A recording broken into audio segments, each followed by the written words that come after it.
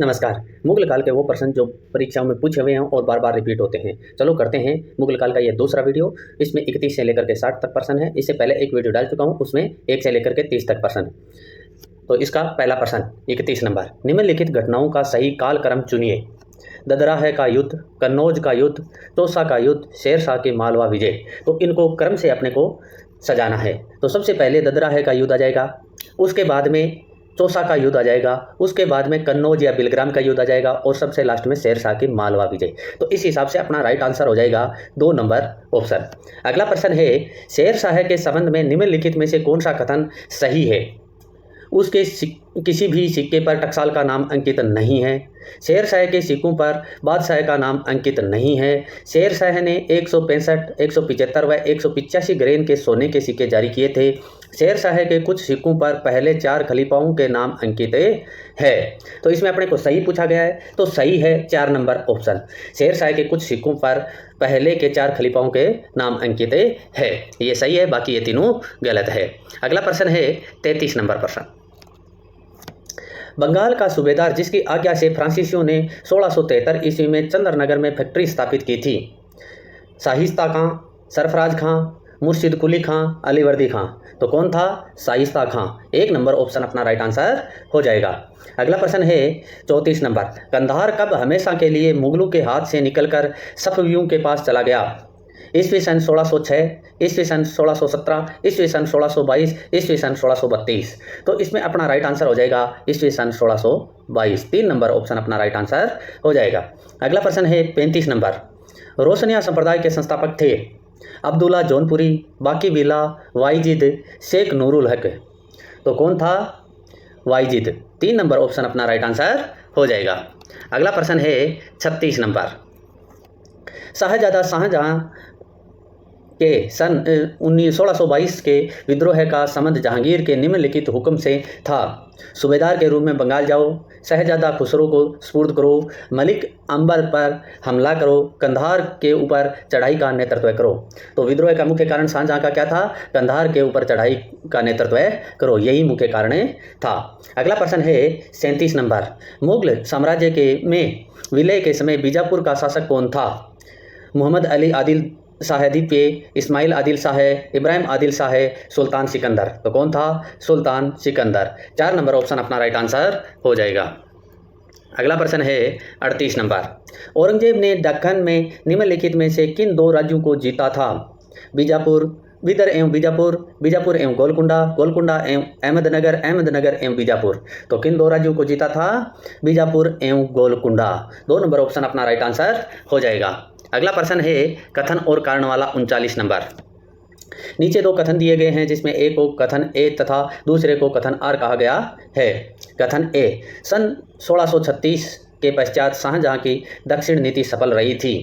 कारण कथन आर, शाहजहां ने काफ़ी समय दक्षिण में व्यतीत किया था, उसे दक्षिण का व्यक्तिगत अनुभव एवं ज्ञान था। निम्न में से सही विकल्प चुनिए।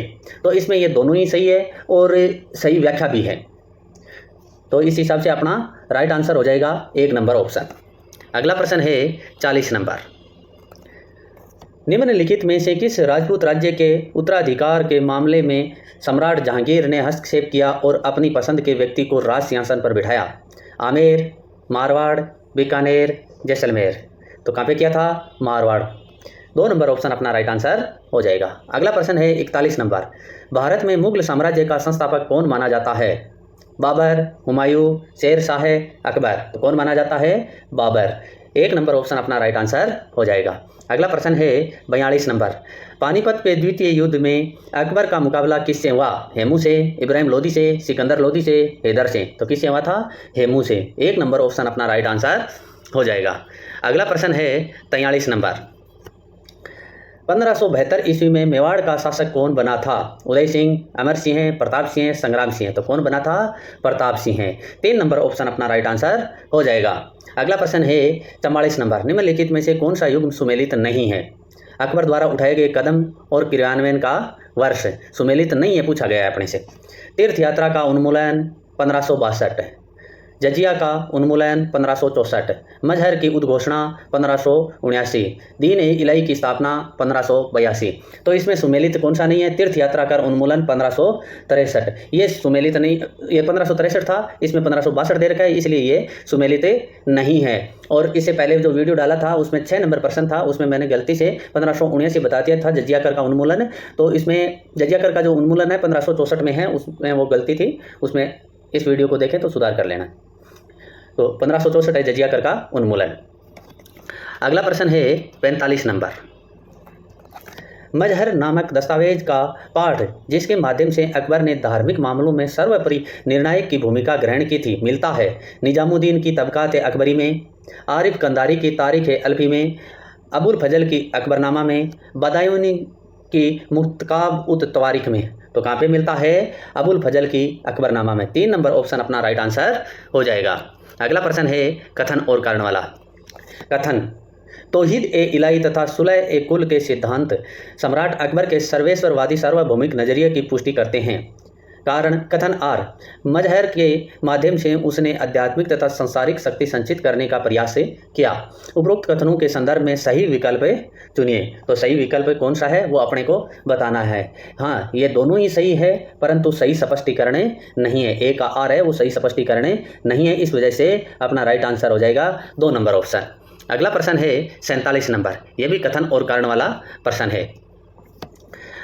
कथन ए, अकबर ने स्वयं के लिए ईश्वरत्व का दावा किया। कथन आर, इसका विचार था कि भारत जैसे अनेक मतावलंबियों वाले देश में शासक को किसी एक खास धर्म से संबंध नहीं होना चाहिए। सही विकल्प चुनिए। तो इसमें ए तो गलत है क्योंकि कभी ईश्वरत्व का दावा है वो अकबर ने नहीं किया था, और आर है वो सही है। तो इस हिसाब से अपना राइट आंसर हो जाएगा 4 नंबर ऑप्शन। कथन ए गलत किंतु आर सही। अगला प्रश्न है 48 नंबर। लोगों के धार्मिक विश्वासों में किसी को भी हस्तक्षेप नहीं करना चाहिए क्योंकि कोई भी जानबूझकर गलत धर्म का चयन नहीं करता। यह दृष्टिकोण अभिव्यक्त किया गया बुगरा खां की सलाह में, हुमायूं को सलाह में, शाह अब्बास के पत्र में, खुसरो को संदेश में। तो कहाँ पे अभिव्यक्त किया गया? हुमायूं को सलाह में। तो इसमें बी ऑप्शन अपना राइट आंसर हो जाएगा। 2 नंबर ऑप्शन अपना राइट आंसर हो जाएगा। 49 नंबर प्रश्न है, अकबर के दरबार में आने वाला प्रथम ईसाई दल जेसुइट मिशन में निम्नलिखित में से कौन था या थे? Francis Xavier, Rudolf Acquaviva, Anthony Monserrate, Saint Einstein. नीचे दिए गए कूट से सही उत्तर चुनिए। तो कौन थे इसमें? एक तो ये रुडोल्फ था, एक एंथोनी था। ये 2 थे, ये दोनों नहीं थे। जेवियर भी नहीं था और आइंस्टाइन भी नहीं था। तो इस हिसाब से अपना राइट आंसर हो जाएगा 2 नंबर ऑप्शन, 2 और 3। अगला प्रश्न है 50 नंबर। दीन ए इलाही अकबर के मूर्खता का स्मारक था, बुद्धिमत्ता का नहीं। ये कथन किसका है? A.S. Srivastava, R.P. Tripathi, V.A. Smith, S.R. Sharma. तो ये कथन किसका है? V.A. स्मिथ का। 3 नंबर ऑप्शन अपना राइट आंसर हो जाएगा। अगला प्रश्न है 51 नंबर। निम्नलिखित में से कौन सा कथन सही नहीं है? तो सही नहीं पूछा गया है। इबादत खाने की चर्चा में अबुल फजल की भूमिका महत्वपूर्ण थी। इबादत खाने के धार्मिक चर्चा ने अकबर के धार्मिक विचारों के विकास में कोई भूमिका नहीं निभाई। परवर्ती काल में इबादत खाना सभी धार्मिक नेताओं के लिए खोल दिए गए। इबादत खाना की स्थापना 1575 ईस्वी में की गई थी। तो इसमें सही नहीं पूछा गया है, तो सही नहीं है 2 नंबर। अकबर के धार्मिक विचारों में कोई भूमिका नहीं निभाई, नहीं, उससे काफ़ी अकबर के धार्मिक विचारों में परिवर्तन आया था। अगला प्रश्न है 52 नंबर। बनारस एवं इलाहाबाद में तीर्थ कर की समाप्ति हेतु याचना करने के लिए मुगल दरबार में जाने वाले बनारस के पंडितों के शिष्टमंडल का निम्नलिखित में से किसने नेतृत्व किया था? हरनाथ, जगन्नाथ, कवि हरराय, कविंद्राचार्य। तो किसने किया था? कविंद्राचार्य ने। 4 नंबर ऑप्शन अपना राइट आंसर हो जाएगा। अगला प्रश्न है 53 नंबर। नीचे 2 कथन दिए गए हैं जिसमें एक को कथन ए तथा दूसरे को कारण आर कहा गया है। कथन ए, जहांगीर ने गुरु अर्जुन देव को मृत्युदंड दिया। कारण आर, सिख गुरु ने विद्रोही खुसरो को समर्थन दिया था। सही विकल्प चुनिए। हाँ, दोनों ही सही है और सही व्याख्या भी करता है। तो इस हिसाब से अपना राइट आंसर हो जाएगा 1 नंबर ऑप्शन। अगला प्रश्न है 54 नंबर। 1579 ईस्वी में मजहर का प्रारूप किसने तैयार किया था? शेख मुबारक ने, शेख अब्दुल्ला नबी ने, अबुल फजल ने, फैजी ने। तो किसने तैयार किया था? शेख मुबारक ने। 1 नंबर ऑप्शन अपना राइट आंसर हो जाएगा। अगला प्रश्न है 55 नंबर, ये भी कथन और कारण वाला प्रश्न है। निम्नलिखित कथनों पर विचार कीजिए और अधोलिखित कूट से अपना उत्तर चुनिए। कथन ए, अकबर ने 1582 में दीन ए इलाही की स्थापना की। कारण आर, अकबर अपने साम्राज्य में राजपूतों का सहयोग प्राप्त करना चाहता था। सही विकल्प चुनिए। तो ये दोनों ही सही है, परंतु सही व्याख्या नहीं है, तो इस हिसाब से अपना राइट आंसर हो जाएगा 2 नंबर ऑप्शन। अगला प्रश्न है 56 नंबर, निम्नलिखित में से किस मुगल शासक ने अमृतसर में स्वर्ण मंदिर निर्माण हेतु भूमि अनुदान में दी? औरंगजेब, शाहजहां, जहांगीर, अकबर। तो किसने दी थी? अकबर ने। 4 नंबर ऑप्शन अपना राइट आंसर हो जाएगा। अगला प्रश्न है 57 नंबर, बाबर को भारत पर आक्रमण करने के लिए आमंत्रित करने वालों में से एक आलम खां। अब आलम खां के बारे में जो कथन दे रखे हैं उसके बारे में अपने को देखना है। आलम खां कौन था? इब्राहिम लोदी के संबंधी थे तथा वह दिल्ली के राज सिंहासन के दावेदार थे। इब्राहिम लोदी के संबंधी थे जिससे दुर्व्यवहार किया गया था तथा उसे देश से निष्कासित कर दिया गया था। दिलावर खां, जिसे इब्राहिम लोदी के हाथों क्रूर व्यवहार मिला, के पिता थे। पंजाब प्रांत के एक उत्तराधिकारी थे जो अपनी जाति के प्रति इब्राहिम लोदी के व्यवहार से अत्यधिक असंतुष्ट थे। तो इसमें अपना राइट आंसर हो जाएगा 1 नंबर ऑप्शन। इब्राहिम लोदी के संबंधी थे तथा वह दिल्ली के राज सिंहासन के दावेदार थे। आलम खां कौन थे? इब्राहिम लोदी के संबंधी। अगला प्रश्न है 58 नंबर। दोस्तों वीडियो अच्छा लगे तो वीडियो को लाइक कीजिए, चैनल को सब्सक्राइब कीजिए, अधिक से अधिक दोस्तों के साथ वीडियो को शेयर कीजिए। ये सारे के सारे प्रश्न परीक्षाओं में पूछे हुए प्रश्न हैं और बार बार रिपीट होते हैं।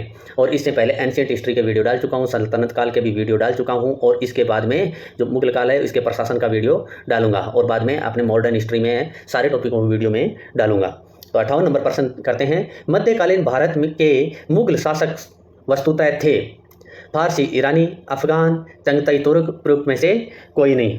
तो कौन थे? चंगताई तुर्क। 3 नंबर ऑप्शन अपना राइट आंसर हो जाएगा। 59 नंबर प्रश्न है, इनमें से किसने बाबर को सर ए पुल के युद्ध में पराजित किया था? अब्दुल्ला खां उजबेग, सेवानी खां, अबेदुल्ला खां, जानी बेग। तो किसने पराजित किया था? सेवानी खां ने। 2 नंबर ऑप्शन अपना राइट आंसर हो जाएगा। और अपने इस वीडियो का अंतिम प्रश्न 60, किस मुगल शासक ने भारत में ओटोमन युद्ध पद्धति को अपनाया? अकबर, शाहजहां, बाबर, उपरोक्त में से कोई नहीं। तो किसने अपनाया था? बाबर ने। 3 नंबर ऑप्शन अपना राइट आंसर हो जाएगा। इसी के साथ अपना वीडियो समाप्त होता है। धन्यवाद।